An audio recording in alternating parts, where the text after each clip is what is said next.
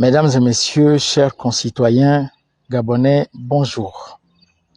Ici c'est Boutimba Dieta Philippe César depuis Libreville au Gabon. Nous sommes dimanche 11 février 2024, il est 14h30 à ma montre. Je fais cette vidéo à l'endroit du président de la transition, président de la République, chef de l'État, le général de brigade Brice Clotaire Oligui Nguema. Comme vous le voyez, je suis dans les Akébé et je fais cette vidéo assez brève pour exprimer mon sentiment après la situation de notre concitoyen Gaëtan du côté de Mwanda. Monsieur le Président de la transition, d'abord concernant l'incident que vous avez évoqué devant les populations, vous savez que vous êtes dans les corps d'armée et vos populations, pour la plupart, n'ont jamais fait le service militaire, la formation militaire de base. Donc, souvent, les mentalités face à un soldat ne sont pas au point. J'ai vu la vidéo où vous êtes parti avec lui. Il était à côté de vous et c'est avec lui que vous avez visité l'ancien village. Je pense qu'il devient quartier. Et je pense que vous l'avez mis dans... Vous auriez certainement voulu qu'il vous parle directement et qu'il vous montre directement chez lui dans le bidonville. Ça ne s'est pas passé comme ça. Bref. Et lorsque vous avez dit qu'il ira en prison, les gens ont très mal compris. Ils n'ont pas compris pourquoi vous l'avez mis devant les populations. Ils n'ont pas compris pourquoi vous l'avez blâmé devant les populations. Ils n'ont pas compris pourquoi vous avez déclaré qu'il irait en prison. Mon général, moi je suis aumônier militaire. Ce que vous avez fait là, on appelle ça la discipline. On n'appelle pas ça l'humiliation. Un incident de ce genre dans les corps d'armée s'arrête là. Dès que vous avez fini de parler, là, c'est fini. Voilà. Si on doit discipliner un élément, on l'envoie, soit il fait les pompes, soit il chante l'hymne national, etc. C'est exactement ce que vous avez dit. Je pense que vous avez dit qu'on l'envoie en prison, mais on ne l'a pas menotté, je pense. Hein. Selon ce que j'apprends, il est en train de répéter l'hymne national toute la journée. C'est ce que j'ai appris. Donc, les civils ne comprennent pas toujours les termes. Quand ils entendent le mot prison, ils pensent à l'incarcération, alors que ce n'est pas forcément une incarcération. Ça veut simplement dire une mise sous discipline. Peut-être qu'il sera rasé, peut-être qu'il va faire des pompes, des choses comme ça. Donc, souvent, il y a un décalage entre le langage, n'est-ce pas, des troupes et le langage des civils. Je dis ça pour rassurer les populations. Je ne pense pas que le général Brice Clotaire Oligui Nguema, que j'ai vu marcher côte à côte avec Gaëtan, c'est pour l'envoyer au Niouf. Je ne pense pas. Je pense que, ça c'est mon regard, hein, je peux me tromper, mais je pense qu'après tout ça, ils auront des entretiens à eux et puis voir dans quelle mesure il peut aider son jeune compatriote à progresser dans sa carrière et à prendre en compte aussi les besoins des populations. Ça c'est en ce qui concerne Gaëtan. Ça c'est en ce qui concerne Gaëtan Aïma, je crois. Aïma. Ou Amaï, quelque chose comme ça. Pardonnez-moi si je caricature un peu son nom, son patronyme. Maintenant, en ce qui concerne la situation de Mwanda, moi, je n'englobe pas seulement le cas de l'Eïma. Je ne m'arrête pas plutôt au cas de l'Eïma, j'englobe toute la situation de Mwanda. Monsieur le Président, vous êtes un ressortissant du G2. C'est chez vous le G2. Moi, je suis de temps en temps de passage là-bas. Monsieur le Président, la situation de Mwanda est une honte.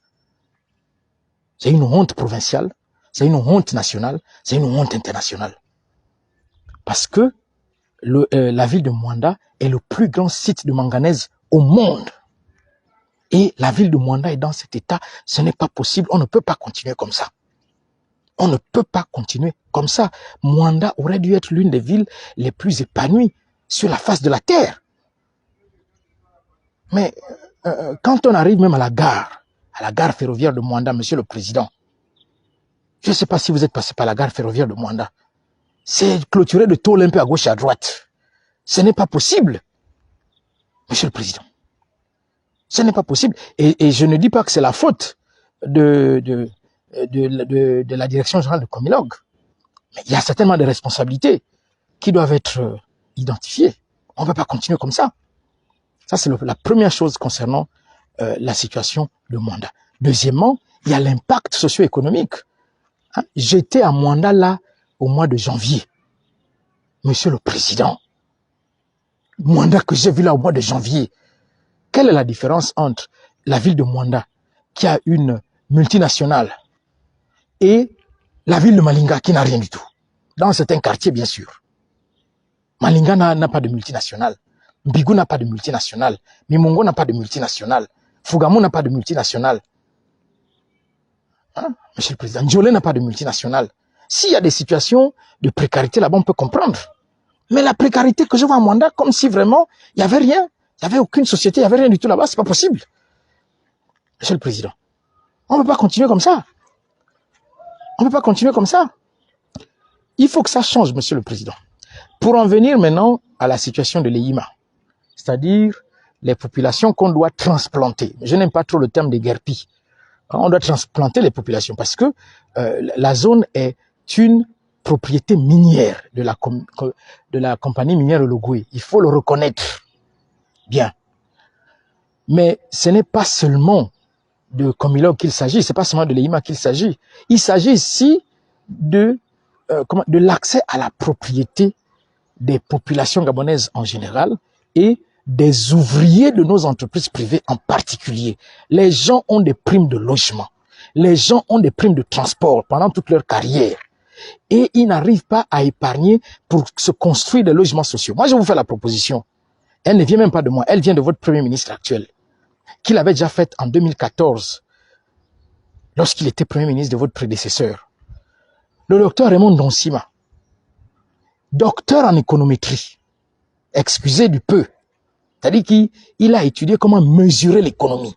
Il avait suggéré que quand on fait les augmentations de salaire, la prime de logement soit directement investie dans le logement social des populations. Donc, au lieu que le citoyen la touche de ses propres mains, eh bien, c'est investi dans l'accès à la propriété. Mais Monsieur le Président, on peut récupérer cette affaire.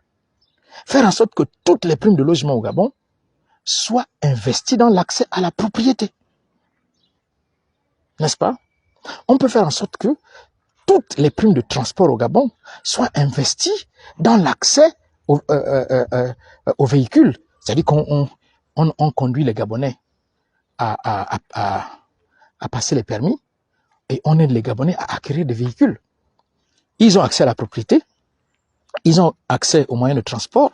Je pense que c'est quand même un équilibre dont les populations ont besoin et qui ferait tout un grand bien, n'est-ce pas, à votre magistère, Monsieur le Président de la Transition.